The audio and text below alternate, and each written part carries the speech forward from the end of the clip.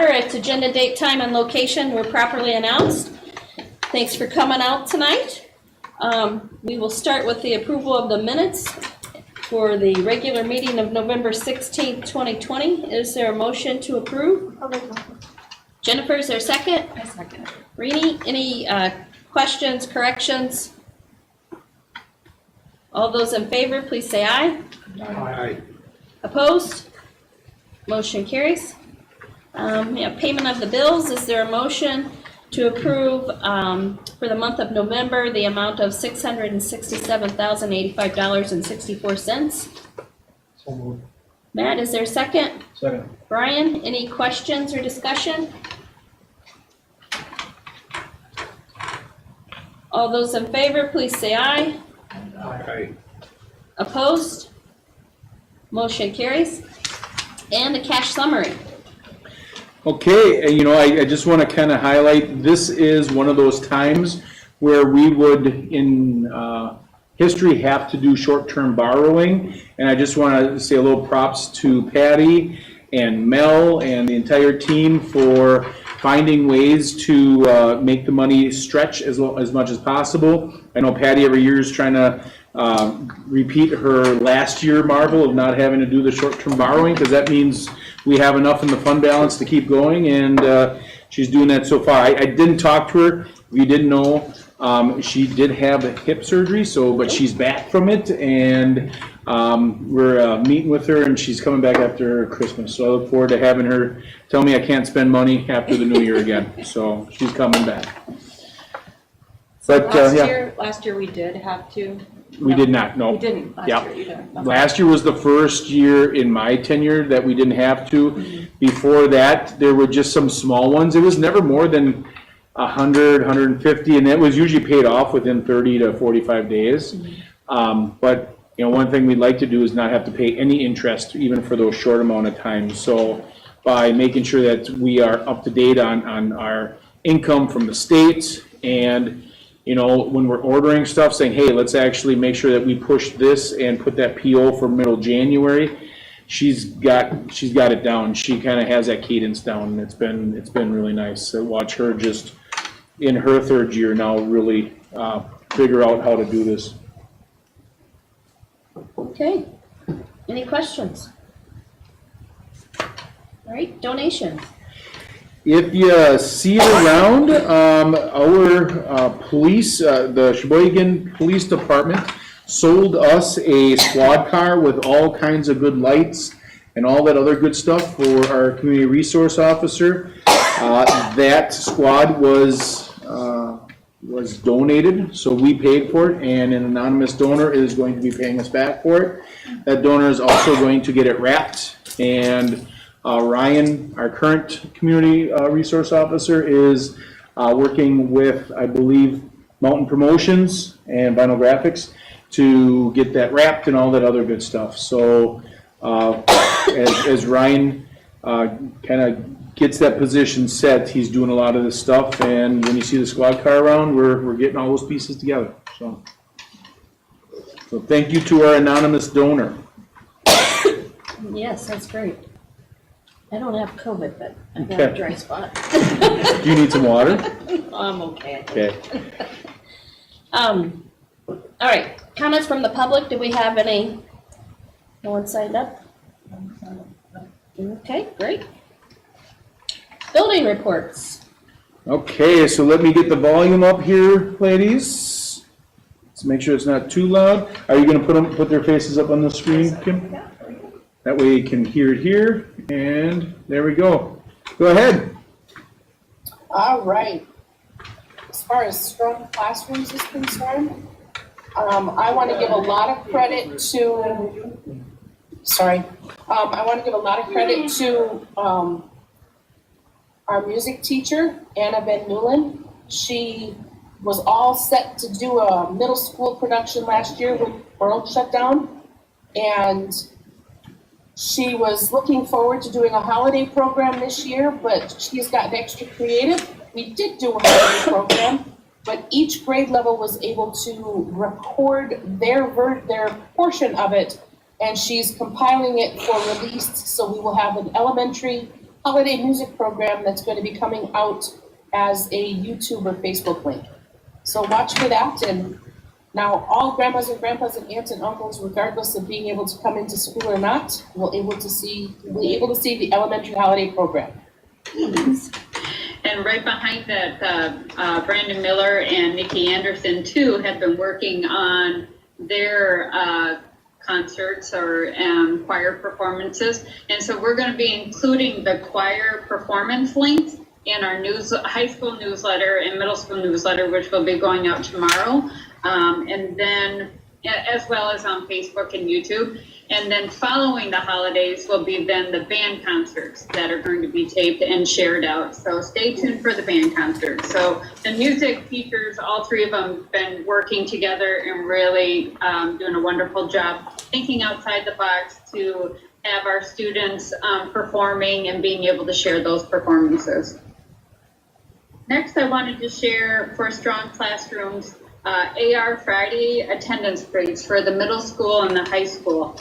So I've been keeping track of the numbers, how many students are being requested each week, as well as our attendance rates of students attending that teachers are working with. So I'll start out with the high school.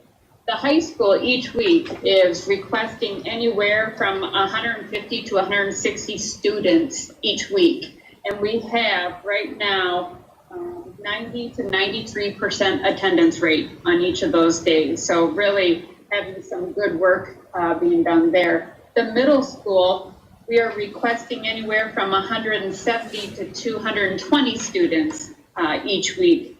And our attendance rate there is 75 to 80% in attendance and working with the teachers. So a lot of great stuff happening there. If we move to strong community connections, strong culture. So I'm trying split screen here and it's not working for my eyeballs. One of our teachers thought on, I don't know, somewhere on the interwebs, that a principal in a building somewhere in North Carolina dressed up as the elf on the shelf and started to hide in places around the school to have the kids know that the elf was watching. So our dean of students, Darren Holzer, was given an elf costume and around the elementary school. I believe he's been given the name Jangles. He's going to be making an appearance again tomorrow. We have got green rambucks because if you find the elf on the shelf, you can't touch him or the elf loses his magic. But he has been going in places, I believe he's made an appearance or two in the middle school as well, where the elf on the shelf, aka Darren Holzer, is reminding students to follow the Ram way while he is the elf. You're gonna post this pretty video, awesome. right? I think the video has been on Facebook, right? It's over on Facebook, they're pretty awesome. And he was out on the playground and he was in the prize, in the window in the office where we keep our PBIS prizes, and we popped into a whole bunch of different places. So we have our own elf.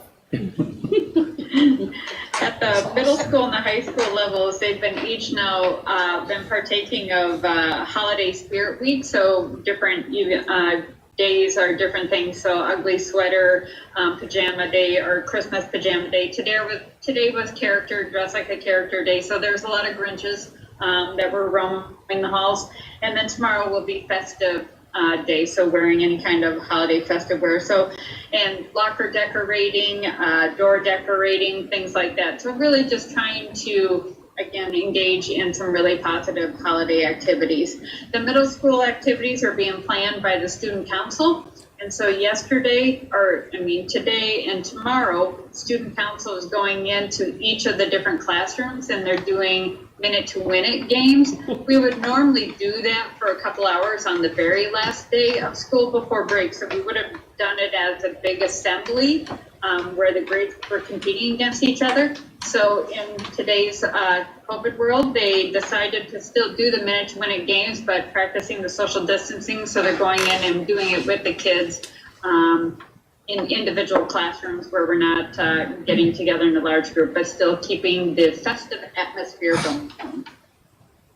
And might I add, Susan is always dressed very festive. Very festive, so she got the wardrobe to pull it off. Strong community connections. I cannot say thank you enough to Jamie and Lori Bierman, the PTO, and several community groups that have been, I wanted to use the word elf, but I'm going to say angels. They have been working with us for a number of years to make sure that none of our students go without for Christmas. So, Susan, do you remember how much the online Lori and Jamie did? Was it 5,000? It was like 5,000, yes. Mhm. And then instead of doing gifts for students this year because of, you know, the virus and everything, my elf angels have been doing gift cards for families so that they can provide for their own families over the holidays.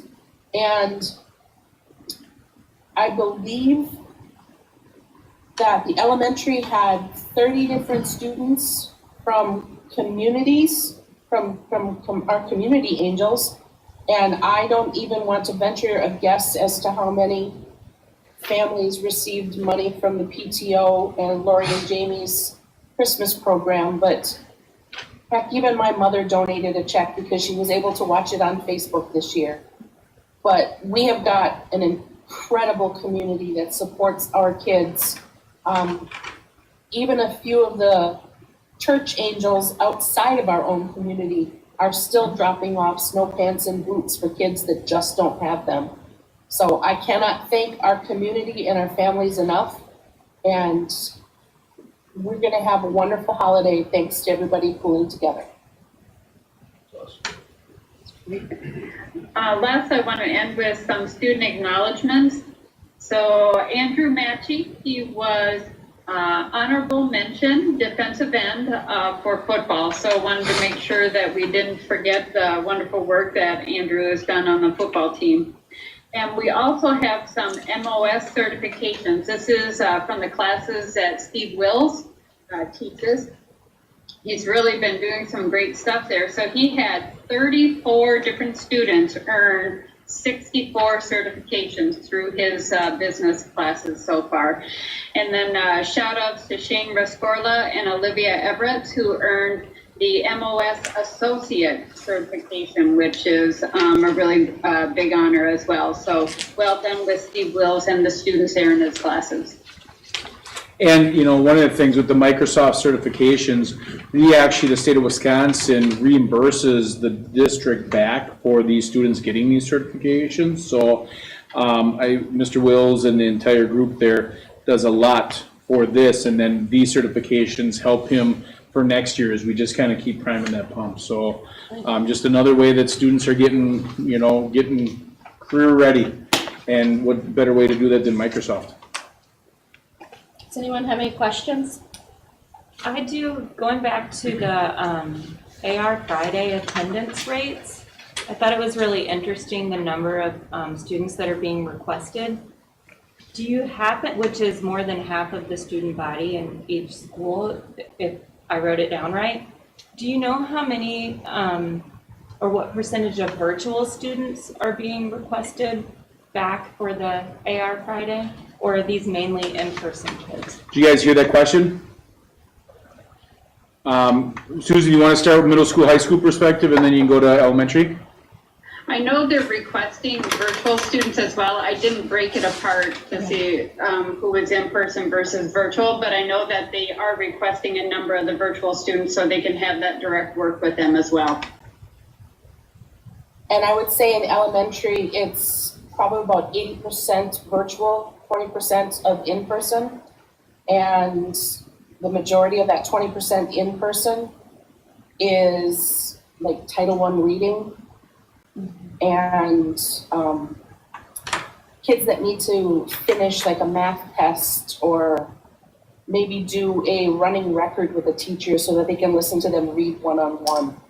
So there's a lot of virtual students where they just need that extra time with the teacher especially at the elementary school when we struggle with the synchronous, asynchronous. And I would say, I think both, all three levels with the elementary, middle, and high school have even ratcheted up AR Fridays more than even last year, where last year was more maybe just the intervention to get stuff done.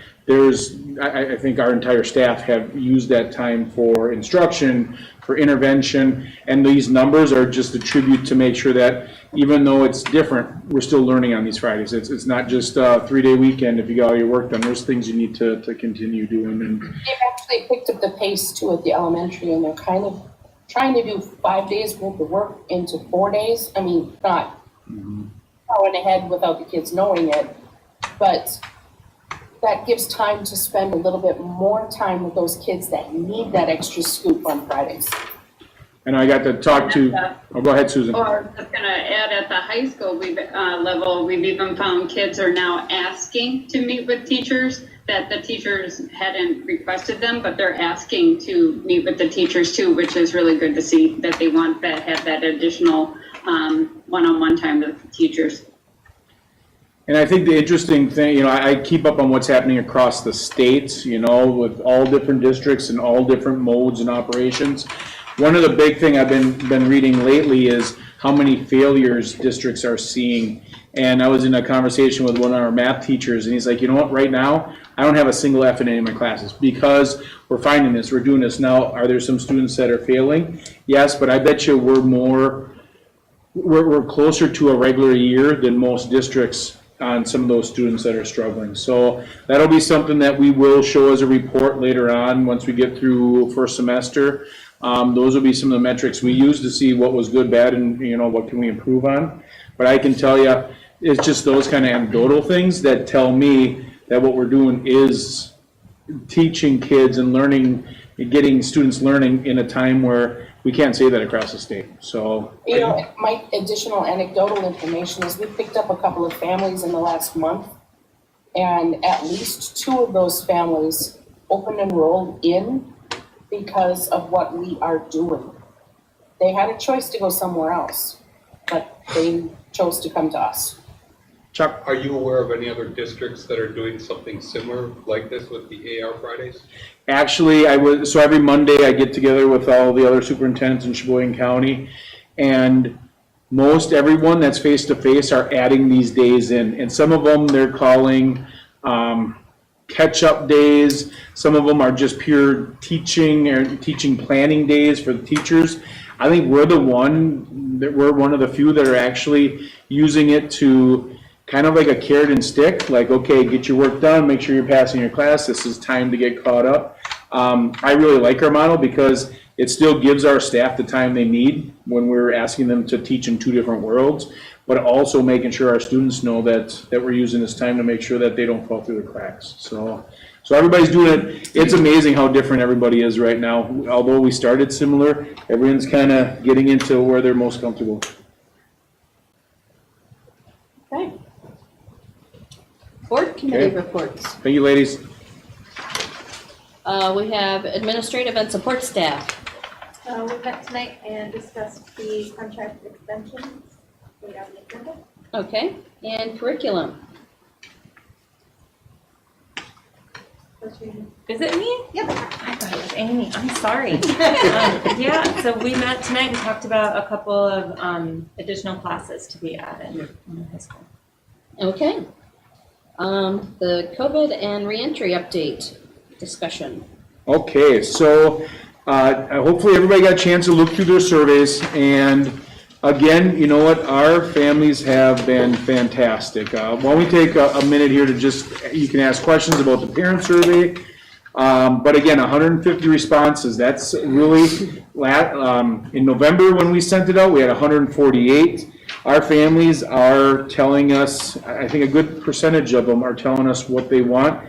And I always think the ones that aren't must think we're doing a pretty good job because they're not. No news In some cases, yes. So just kind of going through, I went back to our November one to give you a little comparative data. The second question, that's one of the pieces that I take some pride in.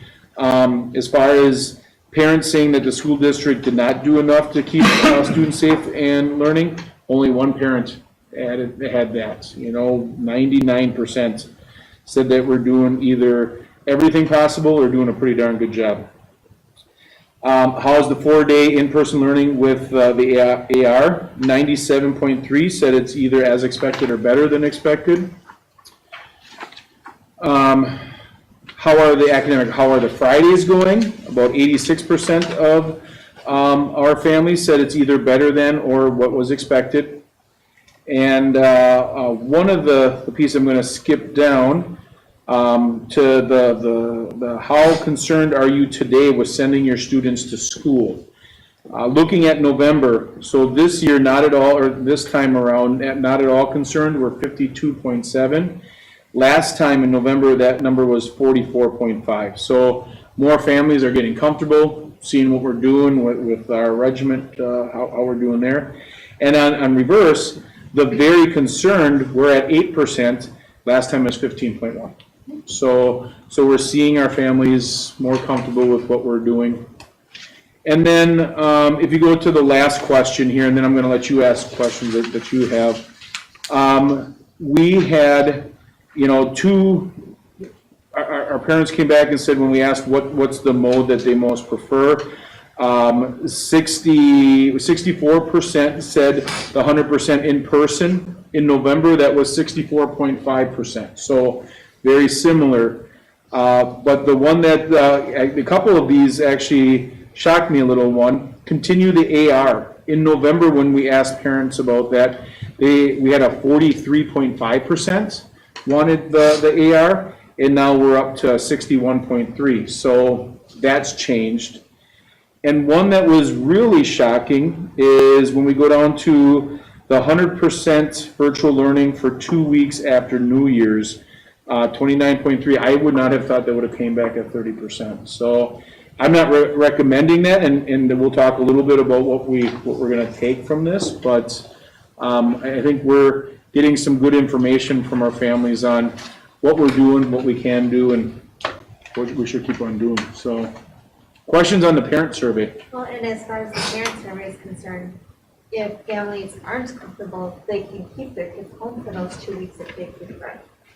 We asked for a month. The one thing we did ask is if you go virtual, do it for a month, because we were finding maybe some of our older students were thinking, well, maybe I'll do this for a couple days, go hunting, go do this, unless there's, and I think Susan and Sandy have done an awesome job navigating this. You can be home for a couple days. You're still going to be marked absent, but you can log in and still stay up with the work. But if you're going to be a virtual student, you need to stay there for a month. So that's been communicated out to our parents, and after a little bit of grumbling initially, I think everybody sees that it's helped our staff know where kids are supposed to be. It's helped our kids know where they're supposed to be. So yeah, yep. Other questions about the parent survey?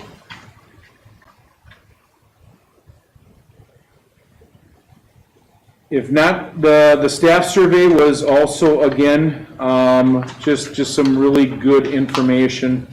Overall, asking our staff how they felt about third quarter. You can see a large percentage of our 85, it's 96%, think that the district did everything, or at least a fair job, with a big chunk was 63, thinking we did everything. How the in-person learning go? One person thought it was somewhat below expectation. And how did academic resources go? 3 people thought it was somewhat below expectation. And as far as the work getting done, I think we see that students are getting the required work done. And kind of looking at this, and I meant to get comparative data, and I didn't get this, as far as how our staff are about being in school right now. The very concerned and somewhat concerned, I did not get that. So I'll send you an email after this to just say how that compares to where we were in November. So, but getting down to the graph, you can see where our staff sit and where their comfort is. I think the bold move of moving to the academic resource Fridays did a lot of things to help our staff plan, be living in 2 worlds. and also make sure that we don't feel like we're leaving kids behind. So, questions on the staff input survey? And Susan or Sandy, if I'm missing anything, please feel free to chime in. I have the volume up here. What percentage of staff, what is the total staff number? I see 85 responded. 120 is the number I use, is usually for the staff, so it was a very good turnout, yeah. So a sort of related question, between having both the vaccinations available, have teachers been able to, like high-risk teachers been able to get in contact with the health department, or have the health department contacted us as far as like getting healthcare? Or I know they're right after healthcare, EMTs, teachers, I know they're counted as frontline. So is there discussion of, do people go through their doctors, or is the county in line at all? So we meet with them every week with the health department, and really what we're being told right now is it's healthcare. So last week we got 50,000 doses, and those were taken up by healthcare, firefighters, really frontline individuals. So it's going to be frontline healthcare, and then educators will be part of the essential workers. That's the black too. Yeah, so they haven't put many timelines out there, because I don't know if they know what doses are going to be available and where we're going to be. I think somewhere around spring break, adults in schools will start seeing, and if we can prioritize, we're going to go with our most vulnerable teachers. Yes. And slowly go from there and try to be really smart on how we do that. So, but, when we got 50,000 doses in the state of Wisconsin last week, those were gone pretty quick, so. I just didn't, less timeline, I guess, and more like if they had a plan of how can districts prioritize certain teachers and get their teachers on the list that, when doses are available, it needs to be priority as to their risk, and is our county health department thinking that way or not? I don't think they know which vaccines they're gonna get, when they're gonna get it, how they're gonna have to keep it really, really cold or just kinda cold. There's a lot of things that are going into it. So we meet with them again on Wednesday, and I will say our county every week, they kinda have that flywheel spinning a little bit faster, a couple more answers.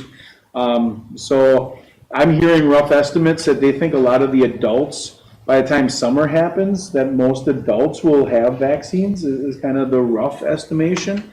And that's everyone that wants one will have it by June, but they're not going to be vaccinating kids till maybe next school year. So fall of next year is the numbers I'm hearing as the rough timeframes.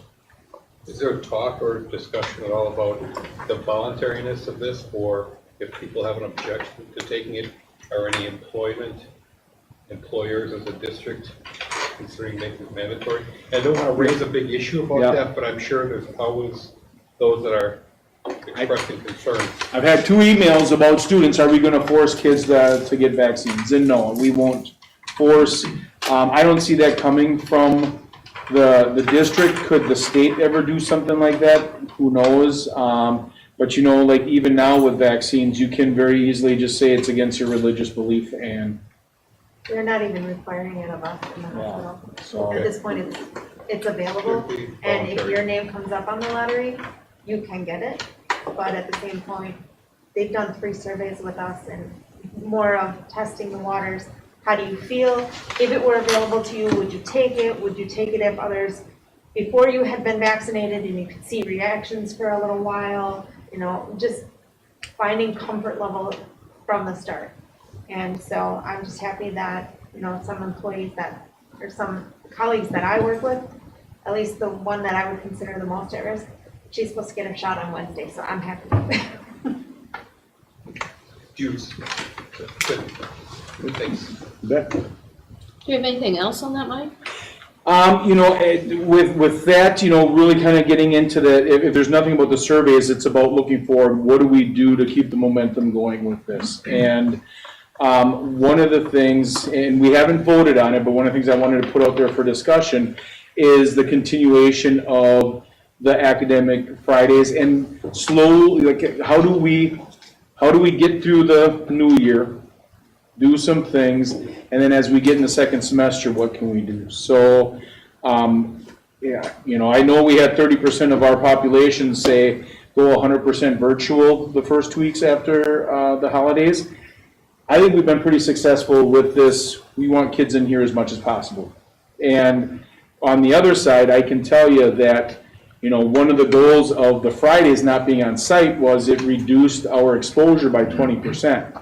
I can tell you just today, our numbers have been starting to rise. And today, because we didn't have school on Friday, there's 30 students that weren't exposed to a positive number. So as we look at the first 2 weeks after we get back, my thought is, and I'd like your blessing, is for January 8th to be an academic resource Friday, and then January 15th is already a teacher in service because that's the last day of the semester. So adding that one there, and then from there start talking about almost doing a, between then and spring break, doing almost a 5-day, then a 4-day, a 5-day and a 4-day, kind of getting to the point of getting vaccinated, and then after spring break, hopefully be back 100%. Everybody back, which would be really great is if we had vaccinations and we could say 100% everybody's back in the district and we don't have the hybrid or anything else. So. Well, hopefully by that point, we would be able to know what January looks like. If we keep climbing from Thanksgiving and we, you know, have another bump come Christmas, then we know what January has to look like. Yep. But I wanted to throw to, because we've had good discussions on this, so I wanted to see where this group's comfort is with those. What is our date for our January meeting? That was the other piece is, our January meeting is the 18th, right? I was just looking at it. We're the 18th. So if today, if we just said, you know what, January 8th, let's go into a four in-person day, AR, 4 in-person day, and then on the 18th, we will review where we're at and kind of decide what we want to do between January 18th and spring break. I think we could do that also. Is 4 days too little for parents to be able to plan as opposed to giving them a full week? I prefer giving them a little heads up. That's why I put the 29th as a possible, but I wanted to see where the comfort was for the group. But you're saying that the 20, Not the AR, 22nd. 22nd? Yep. The first week, the 18th through the 22nd would be a 5-day, and then we'd go to 5 in-person day, then it'd be a 4 in-person day with an AR. And then there would be, we could talk about the calendar, but February 12th is already a teacher in service day, so we would just find some ways to kind of get to spring break and see how we're doing. Why wouldn't we just keep, instead of adding confusion and everything else, why wouldn't we just keep the current status until we get to spring break and then figure out what the right direction is? Why the piggybacking between 4 and 5 day? I understand we want 5 day in person as much as possible, but why cause all the added What day is it? minutia and all that? It was gradual release. You know, we have the every Friday going to almost in every other one with the hope of going. But, you know, you guys are. I look at it from the parents' perspective, and now I'm going to lose track of that real quick. You know, just being honest. I'd rather just either make a decision and then implement 2 or 3 weeks later, because that's how long it's going to take to get through the daycares and make arrangements and yada, yada, yada. We also are going to know where the whole COVID-19 circa, 2021 is going to be at. So I think there's, to keep confusion to a minimum, we just kind of, and then figure it out and then, make a decision and then implement, say 2 or 3 weeks later. That would be my take on it instead of this back and forth stuff. It just gets too confusing. My personal tip. I think students for their stage of development need normalcy. And I think 5 days a week in the school is normalcy for our kids. I think we did every Friday in December because of the rest of the holidays on our teachers.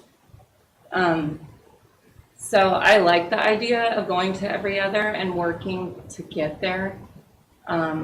January is unique because we already had the 15th off. But it's hard because we heard that the AR helps the students that are struggling, gives the staff the time that they need, and mitigates the exposure.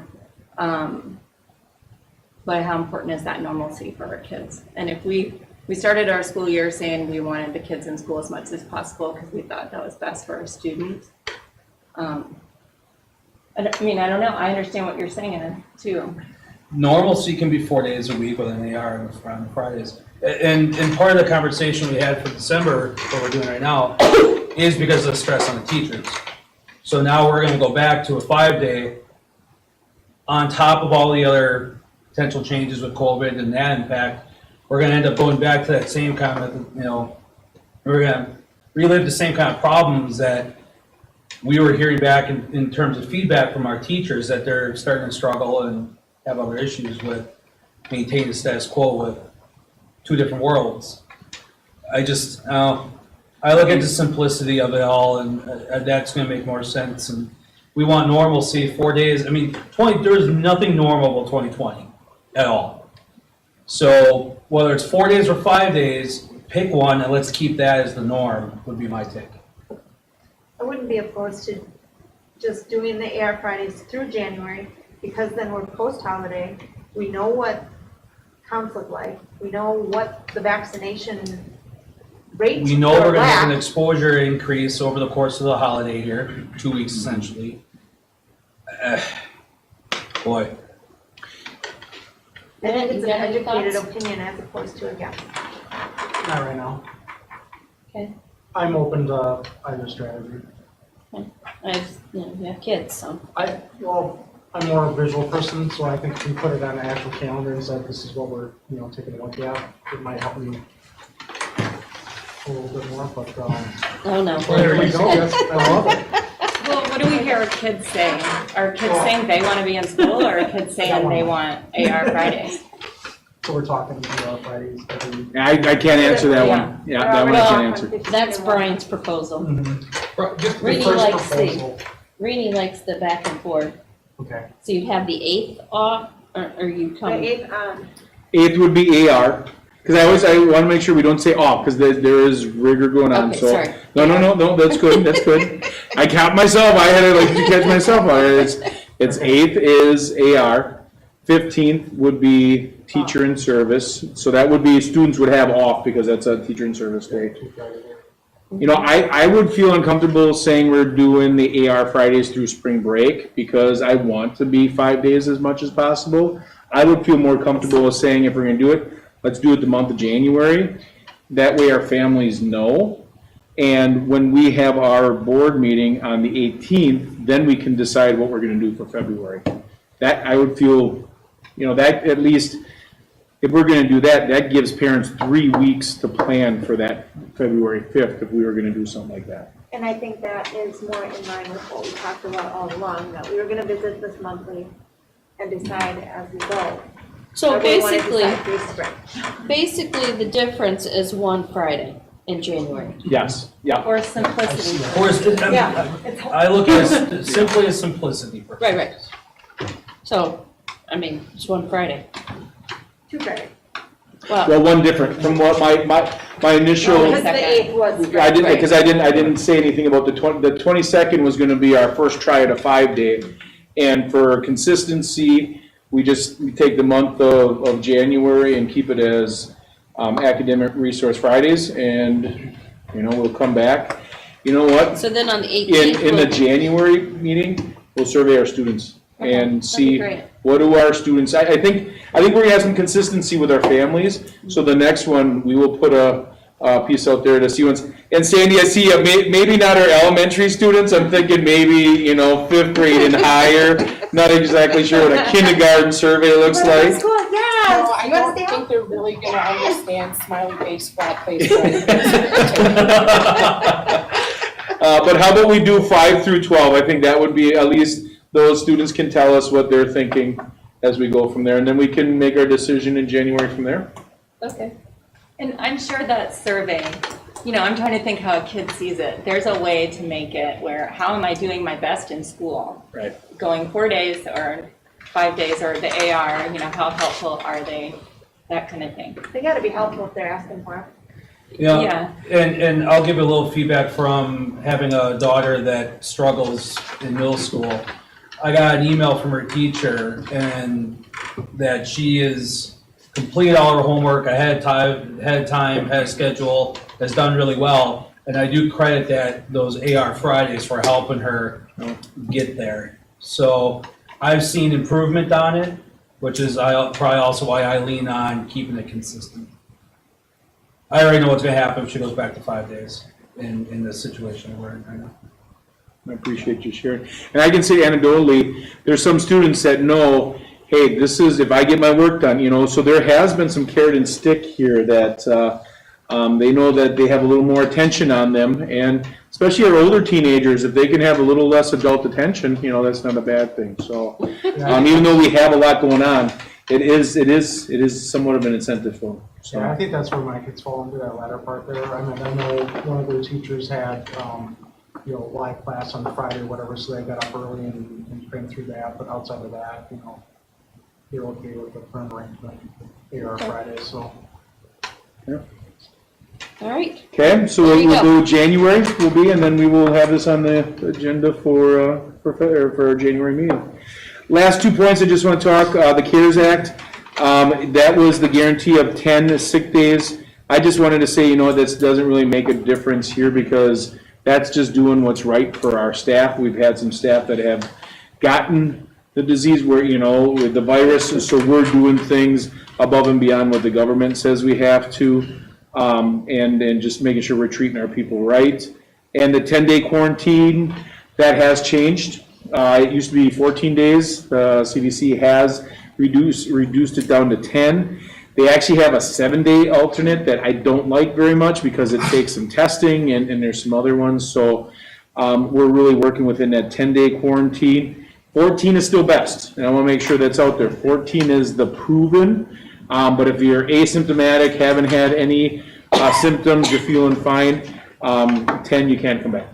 And if they're symptomatic at 10 days, they're still staying home, correct?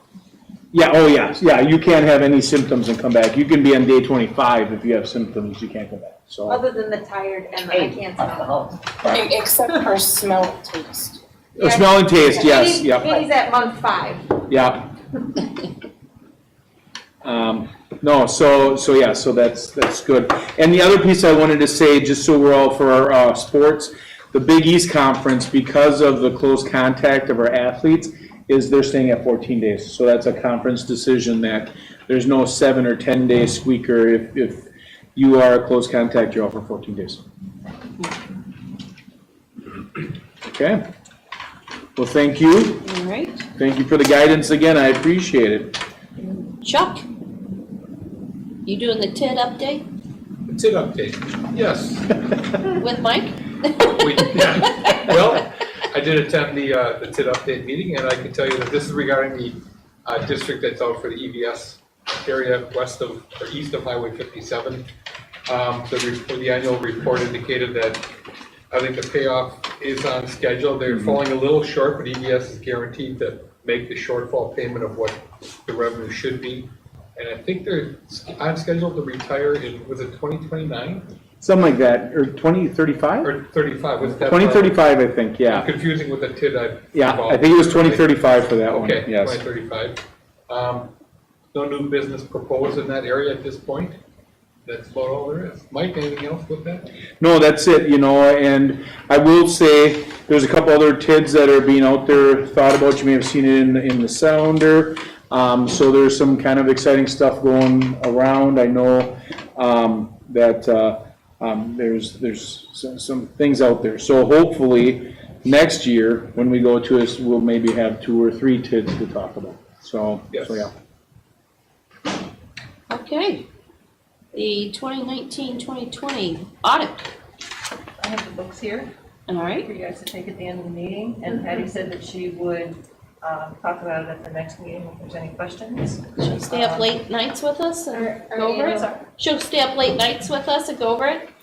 It's great sleeping material, you just kind of read it, she'll sit next to you, when you fall asleep, she'll just take the book and walk out. Okay, so don't forget your audit book. Don't say we didn't get you anything for Christmas. That's right. Is this an internal audit that she does or an outside? No, audit? it's the outside. Okay. We're required by state law to do an audit every year. And when you see it, there's gonna be some things because of our size, we always kind of get hit on. One of the big ones we always get hit on is, because we don't have enough measures, we're kind of a thin, there's Mel and Patty. And audits would like to see more checks and balances, but we don't have enough people to do it, so that's something we always get hit on. But they understand it, and it is where we're at with that, so. We're not gonna put on a new position just to satisfy Exactly. one. We did juggle, we have 2 layers now. And that was part of the reason why that one was, because it used to be just, one. this is one person writing out the checks. Accounts payable, and that was. Yep, one person. yeah, exactly, so yes. Okay, new courses for 2021, 2022. We got rid of that 2020, 2020. No, thank you. So, curriculum committee. So am I talking about these? Sure. Okay. Let us know what you want to do, It's and pretty. then you can make a motion. Oh, I can? Wow. Okay, so I think this is pretty exciting. We have an industry course, which is, I don't know. I don't have all the background information that you all have, but Well, this that's is okay. in Mike can help you out. collaboration. Yeah, as soon as you look at me, like tag, like it's tag Yeah. wrestling, I I'll. think you can speak back. Okay, so perfect, both of them. so if you remember the Industry 4.0 class, that's the one that we're working with Oosburg, with Elkhart Lake, with Peel and us, and the 4 partnering businesses. So it's Career Foods, Masters Gallery, Sargento, and Ameriquip. And now the classes are running. This year has been just get our feet wet, and with the goal of making sure these are on the books for next year. So this is all Industry 4.0 type curriculum. It's automation, it's programming, it's robotics, it's Internet of Things, it's all these things that you're going to need to know as you get into any industry in the 21st century. So, I was telling this, the committee, when this is all said and done, this will be probably about $750,000 worth of curriculum that we're rotating between the 4 districts that we've all chipped in to pay for. And I really think it's the answer to high-tech rural education, where we just find 3 other friends and we share the price and the pain of these really cool things, so all of our kids get to use it. So, I can say there used to always be, there's always going to be competition between schools, but when you find other districts and other businesses that have similar visions, that's what we did with this. So Okay, because we did talk about this, and Yep. now here it is. here it is. Next year it's on the books. All right, so, What are the districts again? It's Oosburg, Elkhart Lake, Kiel, and us. Marini, is that a motion to approve? A motion. I'll Yep. second. Jennifer? I've been waiting to do this. Any questions or discussion? All those in favor, please say aye. Aye. Opposed? Motion carries. We have notification of paid co-curricular Oh, coaches. we got one more class. Oh, we didn't, I thought we Nope. were taking all of them in one. Oh, I'm sorry. Oh, okay, the music, and that's fine. We're Does good. anybody have any questions? Are you okay with that motion being for all of them? Okay, Yeah. that's good. Okay. Sorry, I didn't make that clear. No. ADD, maybe you didn't. I was. Yeah, I don't think I did. All right, the co-curricular coaches and/or advisors for 2021. Anything new? Anything you want to tell us? It looks like everybody we know. Yep, it's a great squad of coaches right there, so we're very lucky to have every one of them. And then we have volunteers in item 13. They all look very similar? Yep. Okay, anybody have any questions on any of those? Okay, administrative contract extensions. Jennifer, is this you? Yes, I would like to make a motion to extend the contracts for each of our administrators an additional year. So that would put the elementary and high school, middle school principal through 2023. And that would extend, because we have a 3-year contract with Mike, that would push him out through 2024.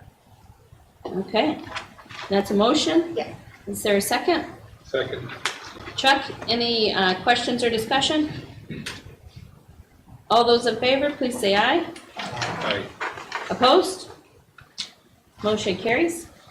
We have to designate our official depository. Is there a motion to approve, let's see, Collins State Bank of Random Lake and Commerce State Bank of West Bend again this year? Matt and Chuck, I'll second. any questions or discussion? All those in favor, please say aye. Aye. Opposed? Motion carries. And the WASB resolutions for, who do we have? Brian? Any recommendations or anything we want to point out? I didn't even look at them, to be honest with you. So we still have January. Yep. So go through your resolutions if you are so inclined, and if there's any questions or things that you really want Brian to point out. It's gonna We be a got- fascinating time there. That's right, it's gonna Can't be, wait. yeah, and being virtual, I don't know how that's gonna be. Because in person, it's kind of crazy, so that'll be, At least parking won't be as bad. there you go. Park it right here. So we'll do that on the 18th. So I understand what we're asking here is, we just supposed to see if there's a topic of interest that we want Brian to look at? Yeah. Well, Say, Brian, go look at this. Well, generally what happens is that we get the resolutions and you can review them. Generally, Mike would say, these are the ones I have a problem with. I didn't do my homework. for These this are the one. ones that are okay, or they're all whatever. You know, so Okay. he kind of guides that, because sometimes they're not very clear, or you're not really sure what's happening. So we kind of go over it a little bit, but, I mean, if you have something burning in there that you Sometimes they're big see. school specific or So little then school we'll suggest to him, but usually it's vote your conscience, Yeah. you know, Okay, do so what then you you want. have an opportunity when you're attending to vote up or down on these resolutions. Right, Okay, I just didn't understand what this process was. Yeah. so that's how we. It's like three or 4 days or something like that, isn't it? This is This one is about only- 1 day. It's about a 3 or 4 Oh, hour. in a day? Yeah. Yeah. It used to be like 2 or 3 days. Well, that's the whole conference. Oh, I got So you. the delegate assembly they usually meet on Wednesday afternoon, like Gotcha. starting at 1 or something, like right after lunch.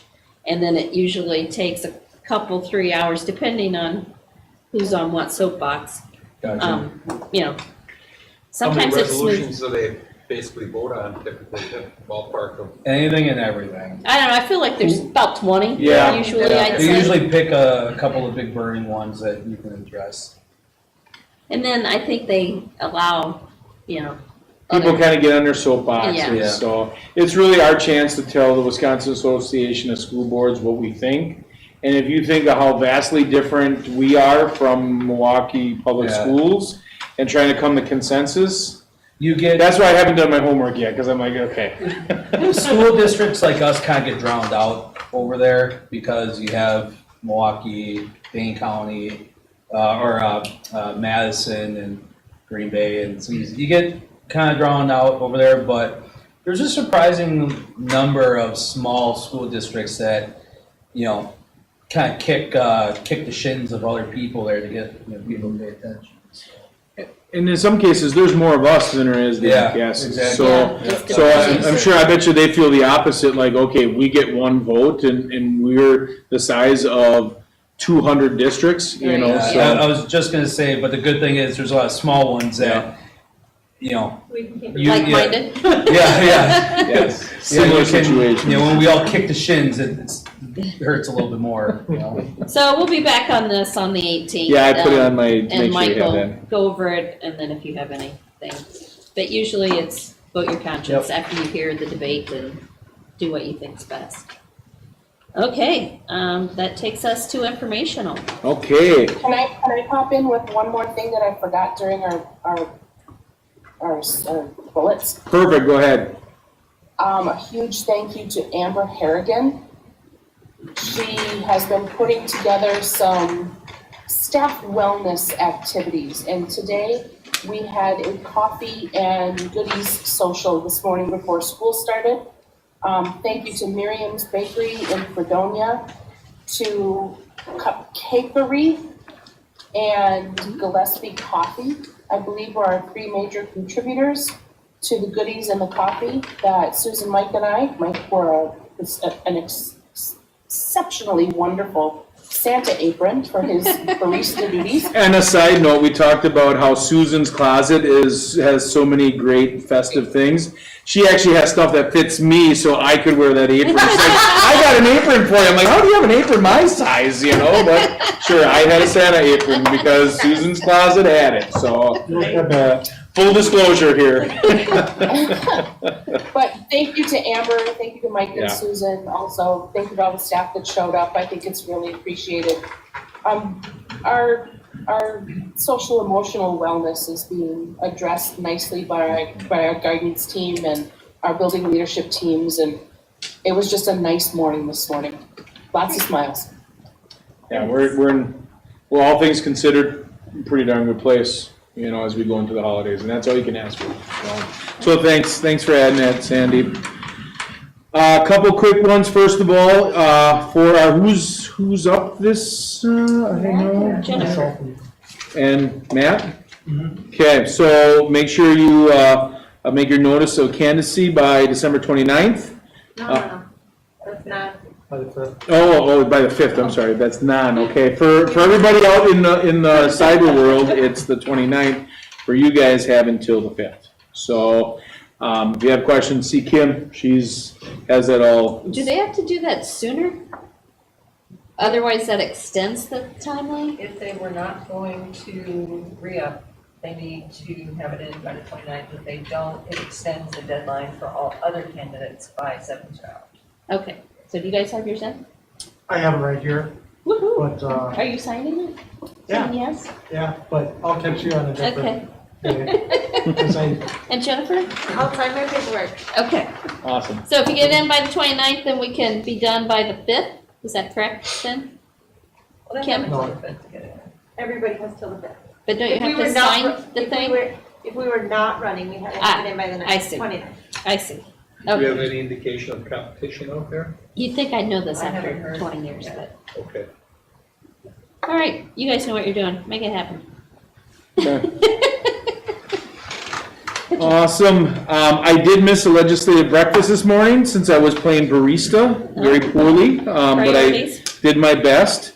But just to kind of put it out there, there are some in the legislature that are trying to add a second window for open enrollment, and this is truly for vouchers. So they want to take the cap off of vouchers and do some of those, which that would be something in WAS we would vehemently want to oppose. But it's not so much to address what we're doing, but there's been some push for the districts that haven't been open yet or haven't been in-person learning. That's where some of that's coming from. Next, when we get out of this COVID world, I want to bring Rachel and all the bus drivers in so you guys can see what kind of crack crew we have there. We have been fantastic. I mean, they are.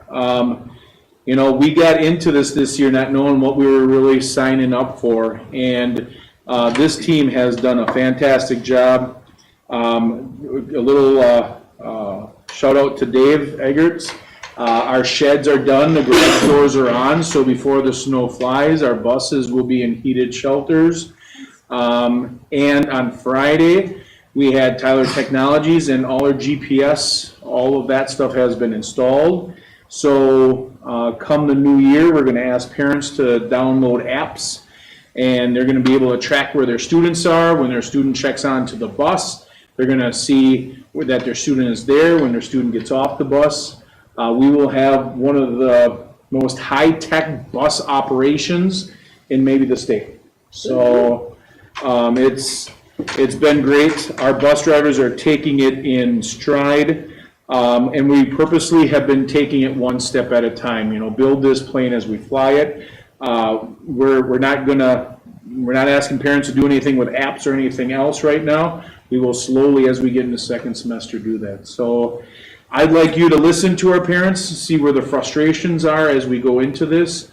But you know what, for our bus drivers, they'll have an iPad there that a parent can go into the app and say, little Johnny's not going to school today. It'll reroute it onto our bus driver's pad. It'll reroute, give them the shortest route, and they don't have to wait outside of houses that kids aren't going to be there anymore. So some pretty cool stuff. And that will be the last step of that. And I think, you know what, you want to talk about another Random Lake advantage, having that kind of security for our students. I don't know of anyone else that can say that. The only place I've seen this is when I visited the school in Dubai. So that you almost have to go on the other side of the world to find it. I'm sure others have it, but that's what we have now. Mike, you talked about checking in on the bus. What do you mean by that? How does that work? So students will have a little RFI or RFID card. We'll probably put it to their backpack, and when they get in, there'll be a little sensor. They'll take that card, it'll pop on there. When they do that, on the iPad, the student's face will show up. The bus driver will be like, "Oh, nice to see you, Patty." And so they get to see faces, even with face masks. And the parent on their app will say, "Patty just checked in." And then when they leave, they'll hit that again. And we'll have to see, like when they get off the bus at school, I'm not sure what that cadence is going to be like as they're leaving the bus on doing it. We'll have to learn some of that. But it will give us a record on when they check onto the bus and when they get off and all that other good stuff. They get to see their face on the tablet. Exactly. Honestly, they should have near field where you don't even have to worry about touching. You just walk in and it reads it just by being near field. Problem that way you don't have to worry about kids tagging or anything. Just Is that a lot more on. expense? Probably. It's a good idea though. Yeah. Everything- Where were you 6 months ago, Dad? This doesn't help you now. This is way too late. Yes. Near field next time. But this is all part of the factor in the cost. Yeah, that was still with all the savings. That was part of the deal is we can have all these savings and have all this. So, and much of this is just one-time cost that because we were saving so much, we could still do all this, save all this, and have more savings throughout the years forward. So keep your ears open. I want to see how it goes, but I'm kind of excited to get this last piece going. Yeah. And then the last one I sent out to you guys on Friday. If you remember back, I think it was August, we signed on with a shared savings with Clockworks. That's the one that uses artificial intelligence to predict what kind of energy uses we're going to do. Mike Lefevre and his team, 2 Fridays ago, we had the campus closed for the morning, and we pretty much shut down all the electricity, and they went around and they turned on the lights in the gym and then shut it off. And then they turned in each one of the zones. We turned on all different heavy equipment, and now we are able to see what our carbon footprint is and where we can actually save money. And it's actually worked beautifully. We have a 20-some-year-old dishwasher that right now costs us nearly $2,000 a month to run. Holy cow. You bring that Yes. to my house? Yes. So, You don't want it. yeah, you don't want that thing. Not It's- the dishwasher, yeah. the technology. Yeah. Wow. And it's funny, so they turn it on and this thing spikes. And one of the things you learn, our power bill, we've learned our whole life, shut off the lights. That's how you save electricity. That only saves us stop doing dishes, yeah. My mom wouldn't like that one, but, our energy use is only 45% of our total bill. The other 55% of our bill is actually on these peak usages. So if we have a time, Flattening the curve. We are flattening the curve. That's exactly what we're Steel doing. apartments. And the way the electric company works is, say all of our AC units kick on at one time and the dishwasher is on at that time, we actually get charged at that peak time the entire year. They take your worst one and they charge you for 12 months at that rate. So I got into the wrong business. yeah. And if you remember, the person that started this business was actually the chairperson for an electric company before he started this, so He knows the game. he knows the game. And the shared services has been great because they're here and they know when we save money, they save money. So they, that's how we're doing it. And I'll keep you updated, but it's been fun watching this. And So I how think quickly are we replacing a dishwasher?